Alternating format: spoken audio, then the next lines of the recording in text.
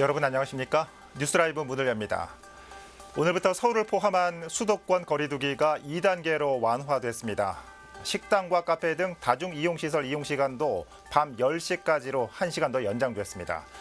하지만 연휴 기간 동안 병원과 체육시설 등에서 확진이 잇따랐고 또 성급한 완화 조치라는 방역당국의 우려도 있습니다. 오늘 뉴스라이브에서 연휴간 코로나 발생 상황과 거리두기 완화 조치 내용 자세히 살펴봅니다. 2월 15일 뉴스라이브 지금부터 시작합니다. 오늘의 헤드라인입니다. 오늘부터 수도권 다중이용시설 영업시간이 오후 10시까지로 늘어나고 직계가족은 5인 이상 모임이 가능해졌습니다.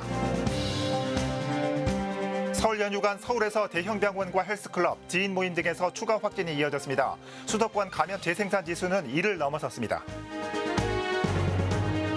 서울시장 보궐선거에 나서는 여야 후보들의 TV토론회가 시작됩니다. 더불어민주당은 오늘 밤, 국민의힘은 내일부터 토론에 돌입합니다. 상습 정체 구간이지만 상인 반발로 공사가 미뤄져온 금호역 장터길에 보상이 완료된 일부 구간 공사가 시작됐습니다.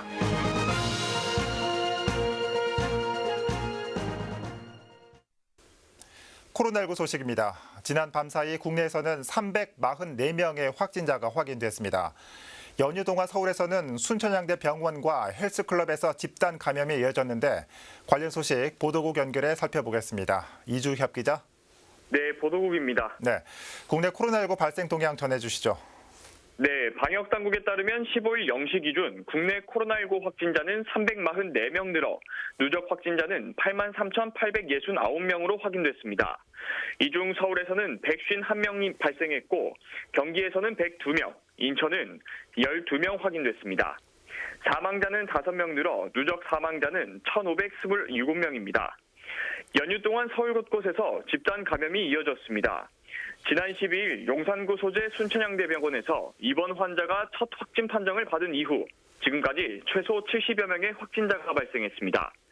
해당 확진자는 입원 전 검사에서는 음성이었지만 입원 5일 뒤 실시한 검사에서 양성 판정을 받은 건데요.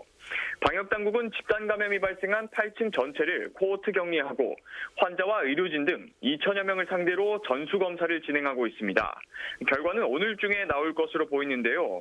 광주에서 발생한 3명의 확진자가 순천향대병원 직원과 접촉한 것으로 확인되면서 병원 외부로의 전파가 우려되는 상황입니다.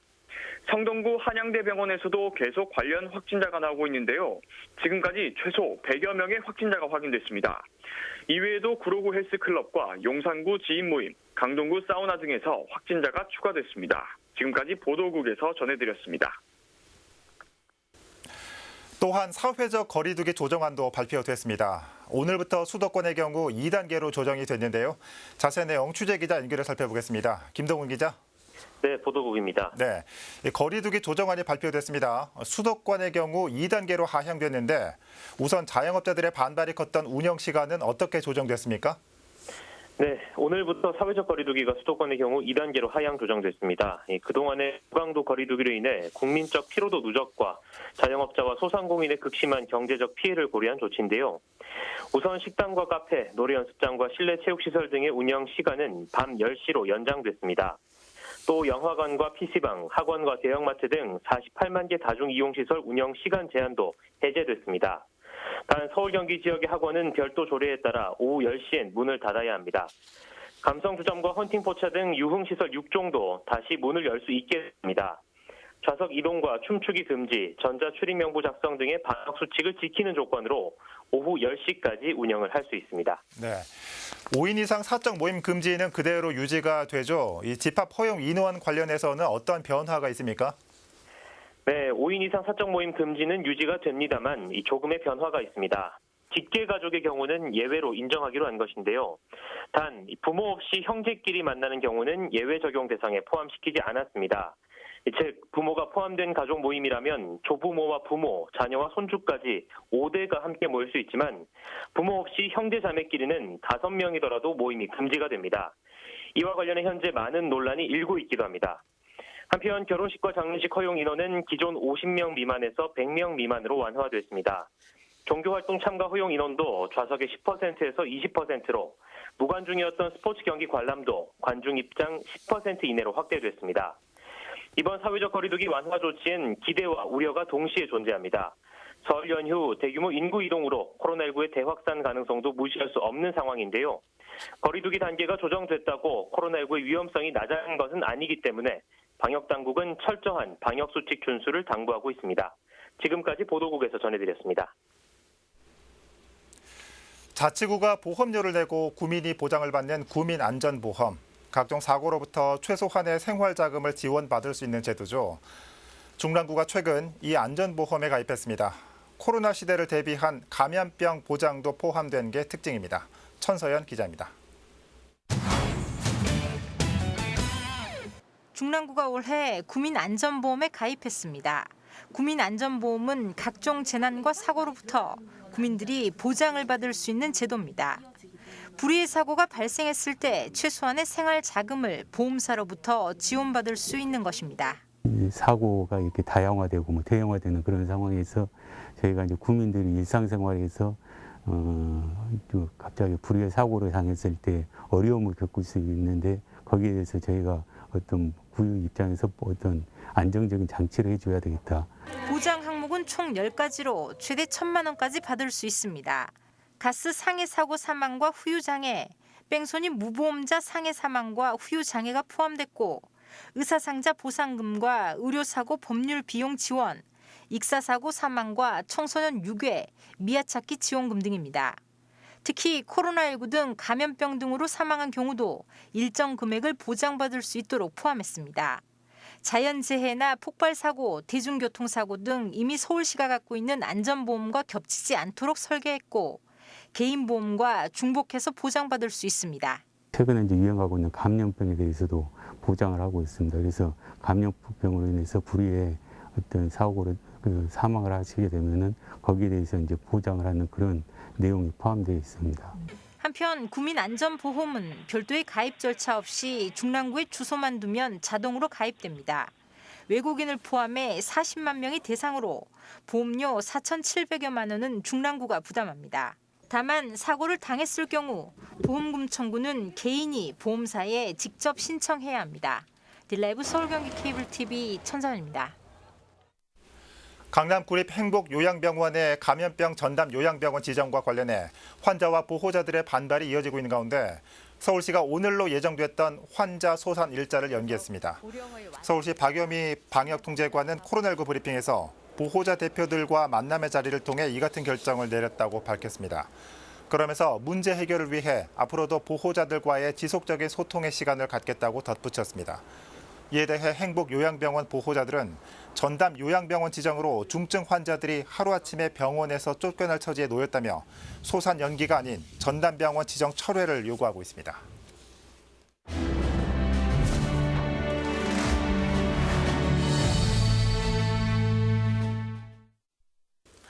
다음은 서울시장 보궐선거 관련 소식입니다. 제3지대 단일화에 제동이 걸렸습니다. 오늘 안철수 금태섭 후보 간 토론회가 예정돼 있었는데 결국 무산 위기에 놓였습니다. 취재기자 전화 연결돼 있습니다. 자, 천성희 기자, 이 안철수 금태섭 후보 간 토론회 무산 소식부터 알아보죠.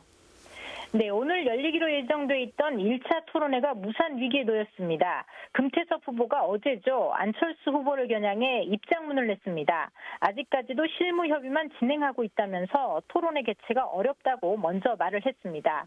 이어 안철수 후보 측에서도 기자회견을 열었습니다. 금 후보가 실무 협상을 일방적으로 중단했다며 유감 표명과 함께 토론회 개최를 위한 협의를 계속해야 한다고 말했습니다. 네, 이 토론회 개최를 두고 이견이 많았나 봅니다. 네, 두 후보가 단일화에 합의하고 실무 협상이 바로 진행이 됐는데요. 사실 그 당시부터 서로 간의 의견이 많이 달랐습니다. 네. 금태섭 후보는 토론회를 3차례 이상 열고 첫 토론은 설 전에 하자고 주장을 했고요. 안철수 후보는 토론회 횟수를 줄이자고 계속 제안했던 겁니다. 이번 1차 토론회 개최를 두고는 방송사 선정에서 의견이 좁혀지지 않았던 것으로 알려졌습니다. 또 토론 방식을 두고도 금태섭 후보는 자유토론으로 하자, 반면 안철수 후보는 최소한의 형식을 두자 이렇게 제안하면서 실무진 간 이견이 있었던 것으로 알려지고 있습니다. 네, 일단 현재 시간까지는 3지대 단일화 1차 토론회 개최가 불투명해진 것 같군요. 네. 자, 계속해서 더불어민주당 소식도 알아볼까요? 이 첫 공개 토론회를 앞둔 박영선, 우상호 후보는 날선 공방을 예고하고 있다고요. 네, 그렇습니다. 박영선, 우상호 후보는 오늘 밤 첫 TV 공개 토론회를 갖습니다. 토론회를 앞두고 설 연휴 전부터 두 후보 간의 신경전이 뜨거웠는데요. 어제는 우상호 후보가 먼저 기자회견을 통해 포문을 열었습니다. 박 후보의 핵심 공약인 21분 컴팩트 도시 공약이 빈약하고 일관성과 소통이 부족하다고 지적했습니다. 민주정다운 공약이라고 보기도 어렵다고 했는데요.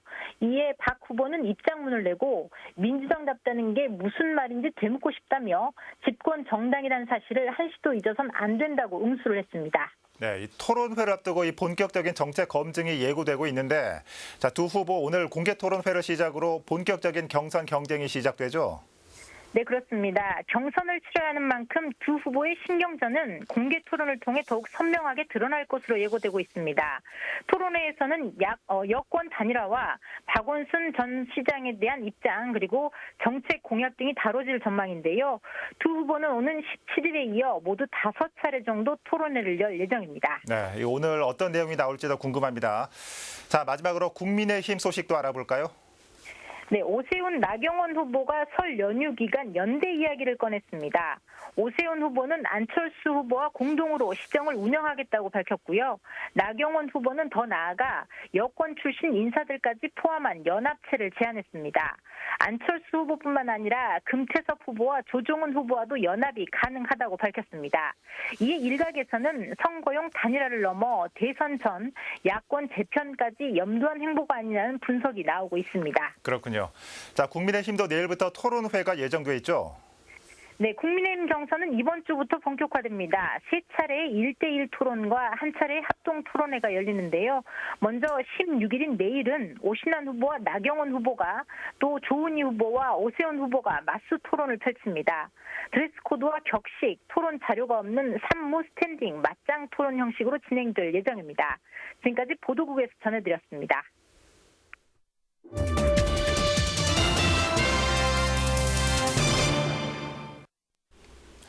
금호역 인근 장덕길은 손에 꼽히는 상습 정체 구간입니다. 20여 년 전부터 도로 확장 사업이 추진돼 왔지만 번번이 무산돼 왔는데요.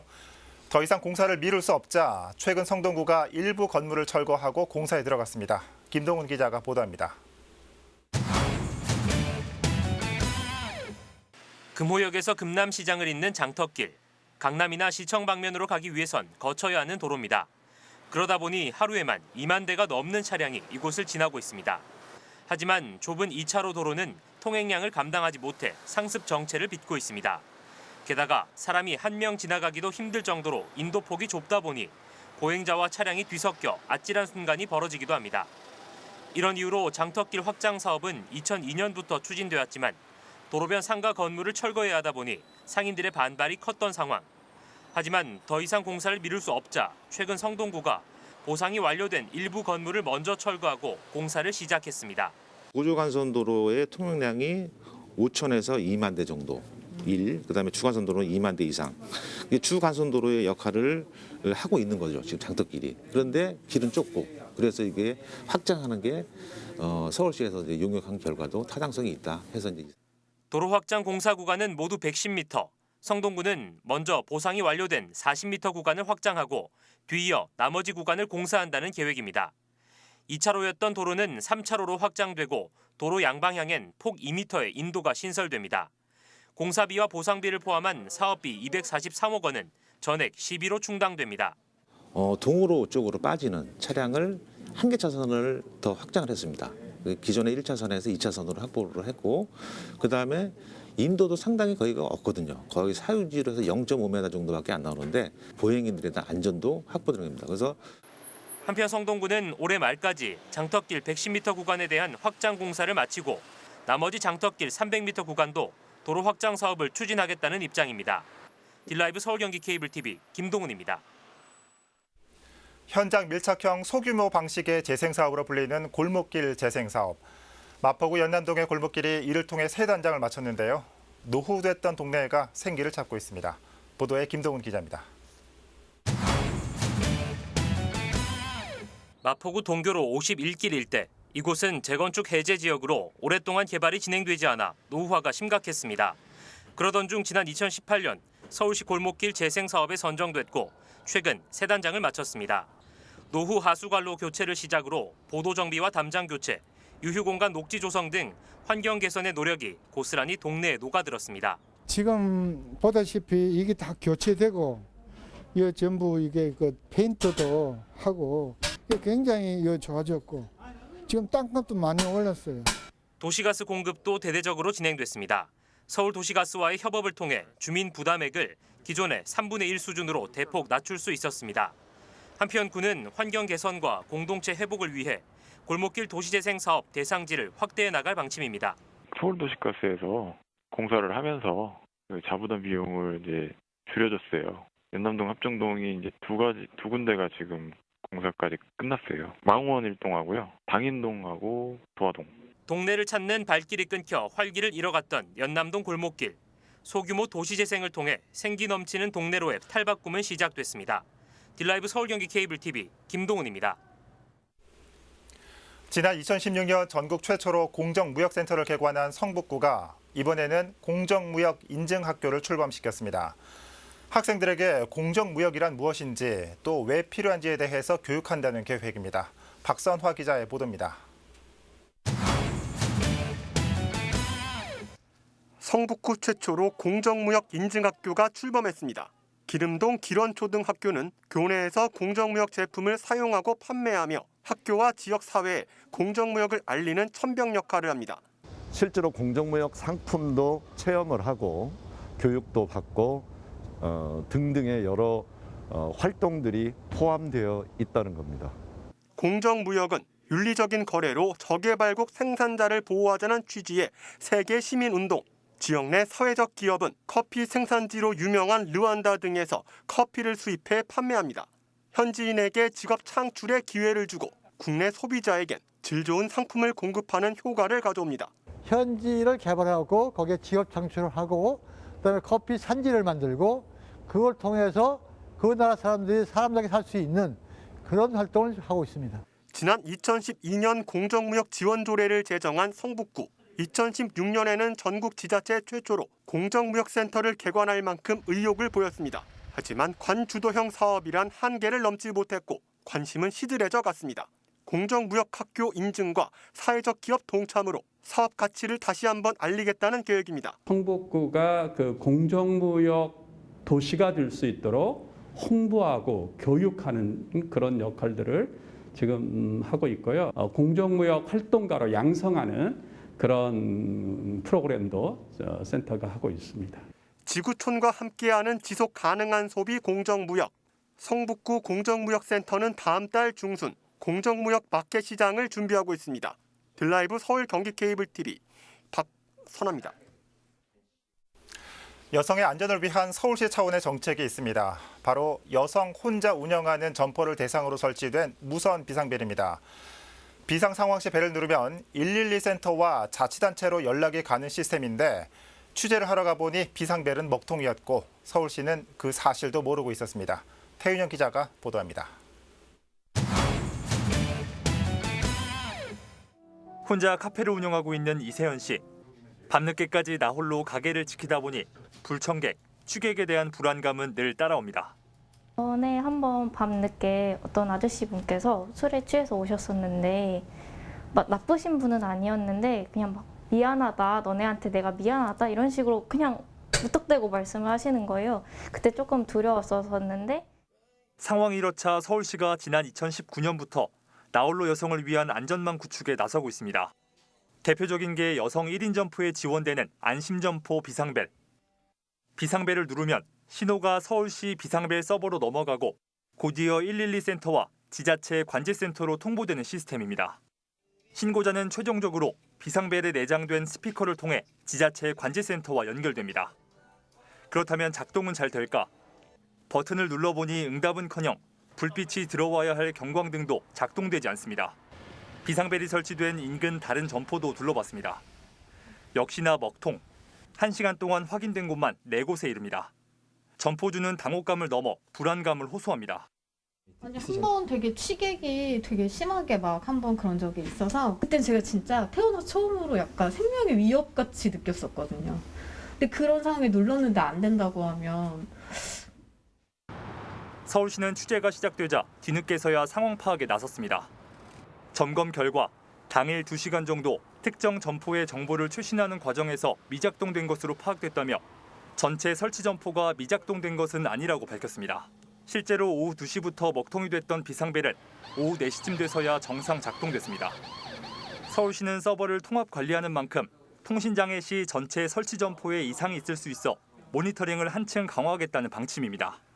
서버에서 그 최신 정보가 있으면 단말기에서 다 최신 정보를 다 이렇게 업데이트를 하거든요. 순차적으로 이제 업데이트를 하면서 그 점포가 잠깐 안 될 수도 있었나 봐요. 저희가 이제 감시센터에서 모니터링 해가지고 그런 거 생기면 바로바로 이렇게 조치를 해야죠. 안심점포 비상벨이 설치된 여성 1인 점포는 모두 223곳. 비상벨이 유명무실화되지 않도록 서버 안정화와 지속적인 유지 관리가 필요해 보입니다. 게 아니니까 언제든지 이렇게 불시에 나타나는 현상들이니까 좀 당황했네요. 진짜 아까 깜짝 놀랐어요. 안 나와서. 딜라이브 서울 경기 케이블 TV 태윤영입니다. 성동구가 지난해에 이어 필수 노동자 6,400명에게 마스크 등 방역용품을 지원했다고 밝혔습니다. 성동구는 지난해 9월 돌봄과 보육 종사자를 포함해 경비원과 버스기사 등을 필수 노동자로 정의하고 이들을 보호하는 지원 조례를 제정한 바 있습니다. 이에 따라 필수 노동자에게 독감 백신 접종비와 코로나19 검사비 지원 등 다양한 지원 정책이 시행되고 있습니다.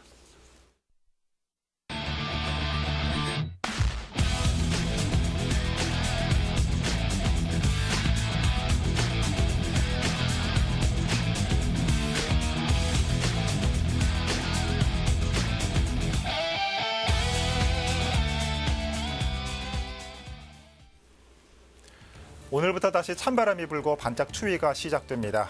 거리두기가 완화됐다고 방역의식마저 느슨해져서는 안 되겠죠. 그동안 익명으로 진행됐던 임시선별검사소 코로나 검사가 오늘부터는 실명으로 이루어진다는 점 알아두시면 좋을 것 같습니다. 뉴스라이브 마칩니다. 시청해 주셔서 고맙습니다.